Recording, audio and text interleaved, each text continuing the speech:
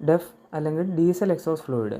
Diesel എഞ്ചിനുള്ള വാഹനങ്ങൾ use ചെയ്യുന്നത് exhaust വഴി വരുന്ന പൊല്യൂട്ടൻസിൻ്റെ ലെവലിനെ റെഡ്യൂസ് ചെയ്യുക എന്നതാണ് ഇതിൻ്റെ ഉപയോഗം. മെയിൻ പൊല്യൂട്ടൻ്റ് എന്ന് പറയുന്നത് നൈട്രജൻ ഓക്സൈഡ് ആണ്. 2015 അവതരിപ്പിച്ച യൂറോ 6 എമിഷൻ സ്റ്റാൻഡേർഡ് പ്രകാരം വാഹനങ്ങളിൽ നിന്ന് വരുന്ന എമിഷന് ഒരു കൺട്രോൾ ഇടേണ്ടി വന്നു. അങ്ങനെ വന്നപ്പോൾ ഡീസൽ എഞ്ചിനകത്ത് വരുന്ന നൈട്രജൻ ഓക്സൈഡിനെ കൺട്രോൾ ചെയ്യാൻ വേണ്ടിയാണ് ഡെഫ് അവതരിപ്പിക്കുന്നത്. ഡീസൽ എക്സോസ്റ്റ് ഫ്ലൂയിഡ് എന്ന് പറയുന്നത് ഒരു കളർലെസ് ഫ്ലൂയിഡ് ആണ്. ഏകദേശം 67.5% അയണൈസർ വാട്ടറും 32.5% യൂറിയയുമാണ് ഇതിൻ്റെ കമ്പോസിഷൻ. ഡെഫ് പ്രവർത്തിക്കുന്നത് ഈ രീതിയിലാണ്. എക്സോസിലേക്ക് എത്തുന്ന ലിക്വിഡ് യൂറിയ അമോണിയയും കാർബൺ ഡൈ ഓക്സൈഡുമായിട്ട് മാറും. ഇതിലെ അമോണിയ എഞ്ചിനിൽ നിന്ന് വരുന്ന നൈട്രസ് ഓക്സൈഡുമായിട്ട് കമ്പൈനായിട്ട് വാട്ടറും നൈട്രജനുമായിട്ട് മാറുന്നു.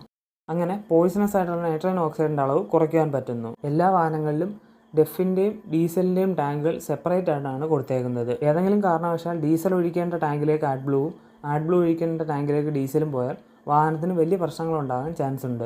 ആഡ് ബ്ലൂവിൻ്റെ കൺസംഷൻ എന്ന് പറയുന്നത് പല വാഹനങ്ങളിലും പല രീതിയിലായിരിക്കാം. എമിഷൻ കൺട്രോൾ ചെയ്യാൻ വേണ്ടിയാണല്ലോ ഡെഫ് കൊണ്ടുവരുന്നത്.